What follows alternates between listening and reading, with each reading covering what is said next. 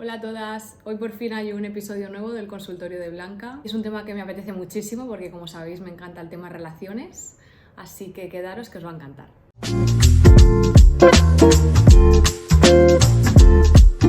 Me escribe una chica que me dice que lleva unos días bastante preocupada por un tema.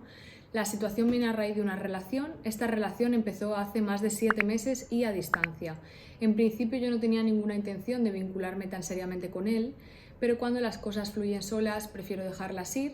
Era un chico que se salía totalmente de mi patrón porque es responsable, comunicativo, sensible, y poder sentir algo por él me hacía sentirme muy orgullosa de mí, de él y de lo que teníamos.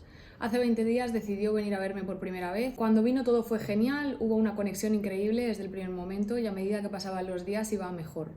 Finalmente llegó el día de irse y se nos notaba que ambos estábamos encantados con lo que habíamos vivido. La siguiente semana después de vernos fue cuando se torció todo. Esto es un dato importante. Los primeros días fue bien, pero de repente empecé a sentirlo cada vez más lejos en algunas cositas y finalmente decidí explicarle extensamente cómo me sentía. Ya lo había hecho, pero él decía que estaba todo bien. O sea, parece como que tuvo que insistir o tal vez explicitarlo más, ¿no? Porque ya le había dado algún toque de atención. Al final me confesó que había perdido gran parte de las ganas, la motivación y el interés conmigo. Me dijo que no había una explicación, no sabía por qué le pasaba y que le daba muchísima rabia, porque los días que había estado conmigo habían sido increíbles. Obviamente a mí esto me sentó fatal, sobre todo porque me lo había estado ocultando durante varios días. Así que decidí dejar la relación porque me sentía muy engañada. Él lo respeto, pero unos días después de eso me escribió para confirmarme las sospechas que ya tenía en el momento en el que me había comunicado lo anterior, y es que había sido temporal.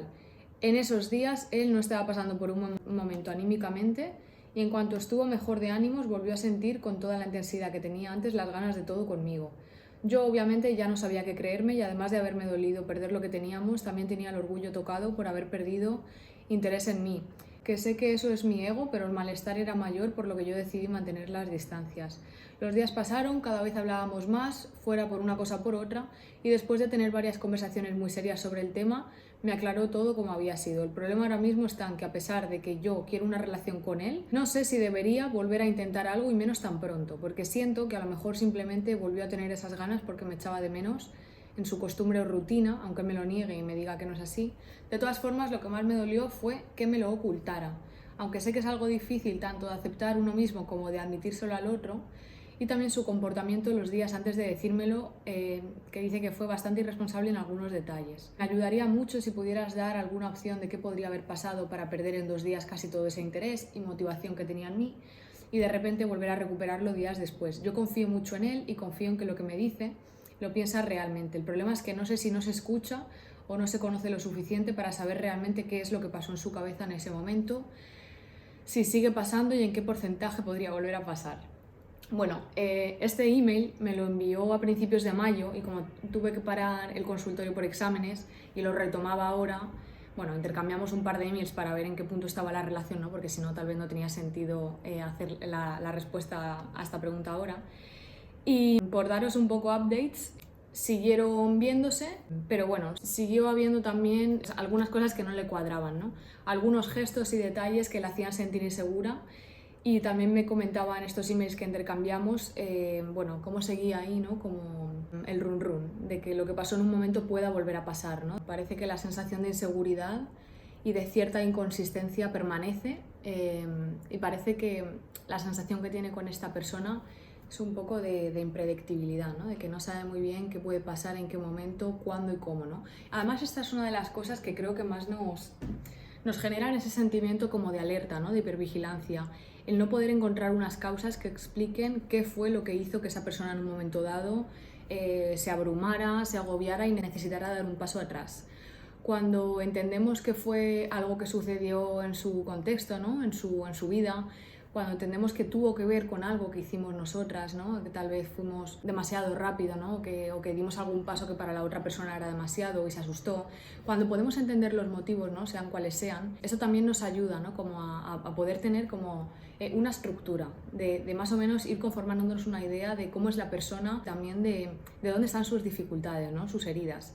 Sin embargo, cuando ni siquiera la persona es capaz de explicar qué le ha pasado, qué lo ha detonado y qué podría volver a originarlo, también nos queda un poco como esa duda, ¿no? Al final es una historia que nos da un poco la impresión como de que, bueno, pues la tenemos que elaborar nosotras, ¿no? Tenemos que un poco nosotras ir atando cabos y ir un poco pues ahí con nuestro ingenio, ¿no? Y tratar de adivinar, ¿no? qué fue, y entonces es cuando entramos en estos bucles obsesivos y en estos pensamientos circulares de recordar qué hablamos los días previos, cómo nos estábamos sintiendo. Y eso es un poco sobre todo lo que percibo en el email, ¿no? Cuando decías esto de, cuando ya me lanzabas como la pregunta, ¿qué podría haber pasado para perder el interés en 2 días? ¿Qué porcentaje de podría volver a pasar? Esto me hace gracia porque me parece muy tierno, porque es justo eso, ¿no? Es como el tipo de sensaciones que nos despiertan, ¿no? De un grado de inseguridad tal que de repente pues entramos en esos pensamientos intrusivos, ¿no?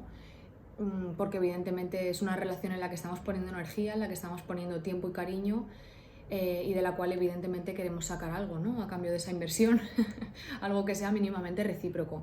Así que bueno, antes de lanzarte, de que demos forma, ¿no? Un poco también a todo esto, a mí me gustaría antes que nada decirte que creo que lo estás haciendo increíble. Creo que por lo que me contabas en los emails y también los que hemos intercambiado luego, estás siendo súper comunicativa y sobre todo estás teniendo mucha conexión contigo misma, con lo que necesitas en cada momento, con lo que te descuadra, con lo que no está bien para ti, con lo que no te gustaría volver a tolerar y con aquellas cosas que para ti pues son un límite, ¿no? Entonces, que tengas esta conexión contigo misma es muy importante porque es la base, ¿no? de cualquier cosa que pueda originarse luego, tanto para bien como para mal.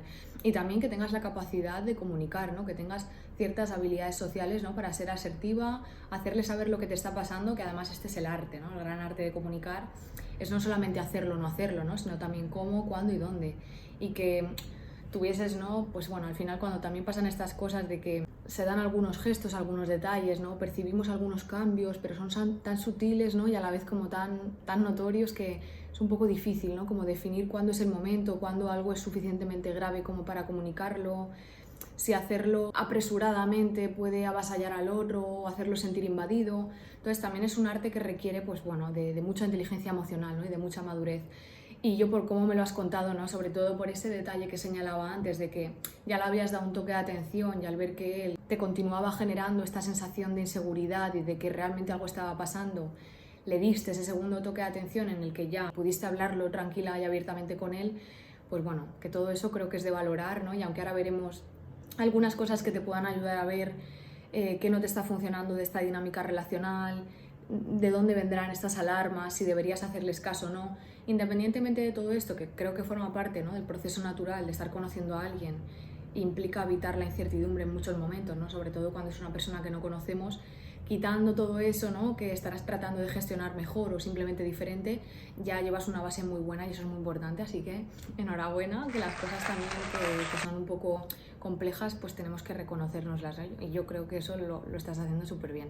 Pues en relación a esto que comentaba ahora, ¿no? de que cuando conocemos a alguien y sobre todo al principio es muy normal que habitemos la incertidumbre con cierta frecuencia, yo aquí, bueno, quería hacer un inciso que creo que es importante y es que cuando estamos comenzando una relación se tiende a pregonar mucho esto de que los principios suelen ser idílicos, ¿no? que suelen ser súper utópicos, súper mágicos, y realmente en mi experiencia acompañando a otras personas y en mi propia experiencia personal, esto creo que no es del todo cierto, ¿no? Porque cuando estamos conociendo a una persona hay muchísimos momentos de desencuentro y sobre todo de duda, ¿no? de confusión y de incluso alerta, yo diría, ¿no? porque a ambas partes se nos activan heridas, ¿no? porque muchas veces no entendemos la reacción del otro, no sabemos de qué forma leerla porque no tenemos el conocimiento suficiente para elaborar y estructurar cómo es la otra persona, porque es justamente en ese proceso, ¿no? en el que vamos aprendiendo qué es realmente alarmante, qué puede parecerlo, pero conociendo a la persona ya sabes que no lo es. Entonces en ese proceso, bueno, evidentemente sí se habitan muchos momentos, ¿no? como de duda. Entonces, bueno, eso en primer lugar, ¿no? que nos asustemos conociendo a alguien no necesariamente es un indicador de que la relación va a ir mal, ni necesariamente es una red flag. A pesar de todo esto, yo te diría que fíjate que tengo la firme convicción, ¿no? de que en nuestro interior habita la verdad, ¿no? Y a pesar de que al principio en una relación hayan muchas cosas que no sepamos bien cómo leer, como decía, sí que creo que por más que en momentos, ¿no? evidentemente de desencuentro, de conflicto, de discusión, ese sentimiento de duda pueda ser mucho mayor y se pueda intensificar, yo creo que sí que de fondo en nosotras habita como esa señal, ¿no? Como esa sospecha de que este es un lugar seguro para mí o lo contrario, ¿no? De que aquí no es, ¿no? A veces ni siquiera sabemos por qué y además estas respuestas no van a llegar desde lo racional. Lo racional puede ayudar evidentemente, ¿no? Es decir, los hechos, ¿no? Y los actos de la otra persona, pero hay una parte muy importante que se nutre de todo lo sutil, que nos cuesta a lo mejor verbalizar, ¿no? O externalizar, pero que vamos percibiendo, ¿no? Por ejemplo, cuando le cuentas algo, ¿no? Y de repente pone una expresión que te hace sentir algo, ¿no? Y todo esto pues genera en ti como una interpretación mucho mayor, pero que ni siquiera la puedes percibir en el momento, ¿no? Pero luego lo típico de cuando ya lo has dejado con una persona, ¿no? Y de repente empiezas a elaborar, empiezas como a rescatar viejos recuerdos y de repente todas estas como mini señales, ¿no? De repente se unen, encaja el puzzle y de repente dices, ostras, claro, como en aquel momento no lo vi. Bueno, porque era casi imperceptible. Lo que pasa que cuando tienes 500.000 cosas imperceptibles ya pues pasa a ser perceptible, ¿no? Así que bueno, siguiendo todo esto, te comparto 3 preguntas. Te invito a reflexionar en ellas de la forma más honesta que puedas. Una es ¿qué quieres? Otra es ¿qué necesitas? Y otra es ¿qué crees que te conviene? Y estas preguntas yo te animo a que las respondas con máxima honestidad, como decía. Otras preguntas que te comparto que también pueden ayudarte a acercarte, ¿no? A eso que de verdad es importante para ti y que te está haciendo sentir así, es por ejemplo qué lugar quieres ocupar en tu relación. Y esta es muy importante porque muchas veces lo que hacemos es desacreditar eso que es importante para nosotras, ¿no? Tildándolo de excesivo, tildándolo de utópico, tildándolo de exagerado. Cuando a lo mejor aquello que anhelamos, si seguimos esa llamada, será el único sendero, ¿no? Que nos acerque realmente a justamente lo que necesitamos, ¿no? y el lugar que queremos ocupar en nuestra relación. Otra pregunta también que te traslado es, siguiendo esto que hablábamos, ¿no? De que al principio las relaciones y los comienzos no son necesariamente de color de rosa, ni mucho menos. Y precisamente por eso yo te preguntaría a qué estás dispuesta, a qué estás dispuesta por ese comienzo, ¿no? ¿Cuánto tiempo, cuánta energía quieres invertir en el principio de una relación que puede acabar saliendo bien o acabar saliendo mal? También te preguntaría a qué no estás dispuesta, ¿no? ¿Por qué no quieres pasar? Y en esta de por qué no quieres pasar, fíjate que además de cosas evidentemente tangibles, ¿no? Como pues evidentemente no presenciar ni tener que experimentar ninguna situación violenta, ni ninguna situación evidentemente agresiva, te lo puedes llevar también al terreno de lo sentimental. ¿Qué emociones no quiero habitar con relativa frecuencia en una relación de pareja? En un vínculo que yo escojo libremente. De todas ellas también pregúntate cuáles te resultan un mal indicador y ahí que puedas también hacer comparación. Otro punto muy importante también, que fíjate que aunque te comentaba, ¿no? Que parece que lo tienes definido, también es fácil en el momento en el que ponemos nuestra atención en gustar a la otra persona y en comprobar si la otra persona está disponible para nosotras, que nos perdamos y que nos alejemos de nuestros límites, ¿no? De repente empiezan como a disolverse en el otro y llega un momento en el que no sabemos en qué punto accedimos a que pasasen ciertas cosas que para nosotras no eran negociables, ¿no? Entonces, para evitar al máximo, ¿no? O prevenir que pueda pasar, yo te animo a que puedas hacer un ejercicio que además es muy, muy típico, y es que puedas identificar tus límites y además hacer una diferenciación y separarlos por negociables e innegociables. Pero aquí te animo a que también puedas enlazarlo con lo anterior que te proponía, de aquellas emociones o aquellos sentimientos que son un límite para ti en tu relación porque no las quieres habitar con frecuencia y no estás dispuesta a pasar por ello. Otro punto que creo que es muy importante, ¿no? Es el tema de la intención, ¿no? Muchas veces nos aferramos como a la parte más racional intentando hacer esa diferenciación, ¿no? Pero es que no lo ha hecho adrede, ¿no? Porque él es así, o porque él ha tenido estas dificultades en su infancia, o porque su contexto actual es muy estresante. Y haciendo esa diferenciación intentamos diferenciar algo que en la práctica no deja de ser lo mismo. Si yo me siento rechazada o insuficiente a tu lado de forma consciente porque estás tratando de manipularme para obtener algo a cambio, para obtener, por ejemplo, poder sobre mí y poder denigrarme como persona, que si simplemente me estás haciendo sentir rechazada e insuficiente a causa de tus heridas y no es algo que estés haciendo de forma consciente. En la práctica no deja de ser lo mismo porque me hace sentir lo mismo. Vamos a un punto importantísimo, que es el tema de la responsabilidad afectiva. En la responsabilidad afectiva, en un vínculo de dos, tú tienes la responsabilidad de comunicar qué es lo que necesitas, que es, por lo que me cuentas, lo que estás haciendo. Ahora vamos un poco a ver cuál es la responsabilidad que tiene la otra persona. En primer lugar, una persona responsable afectivamente, que es una persona que tiene una cierta inteligencia emocional. Este es un tema muy chulo del que hablo mucho en el curso de gestión emocional, que a ver si lo saco este verano de una vez. El primer paso es escucharte. ¿vale? Este punto parece como obvio, pero ¿cuántas veces, ¿no? Intentamos comunicarnos con alguien que no escucha, que simplemente está esperando a responder y no está escuchándote ni te está viendo, ¿no? Entonces, bueno, el primer paso sería escuchar, el segundo paso sería respetar aquello que tú estás necesitando, que estás pidiendo. Esto es muy evidente sobre todo en relaciones tóxicas, ¿no? De maltrato, en las que la otra persona pues denigra, ridiculiza, humilla tus necesidades, tu sentir, aquello que estás pidiendo, ¿no? Tu petición.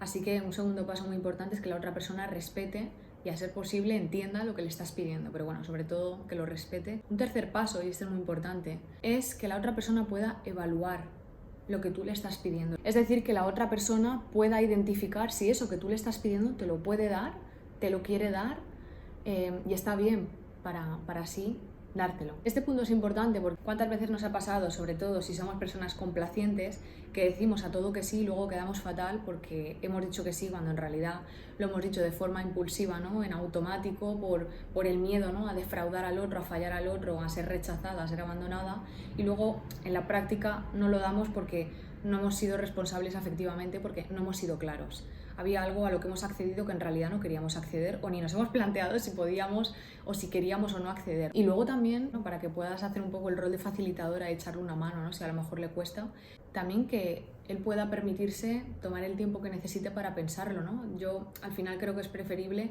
que la otra persona, si necesita darle una vuelta y responderte a los días, si esto va a dar una respuesta que haya sido mucho más valorada, ¿no? Al final a ti también te va a dar más seguridad. Que también le plantees, oye, si necesitas pensártelo, piénsatelo, pero me gustaría que la respuesta que me des sea una respuesta de la que me pueda fiar, ¿no? Que no vaya a haber un cambio de opinión mañana.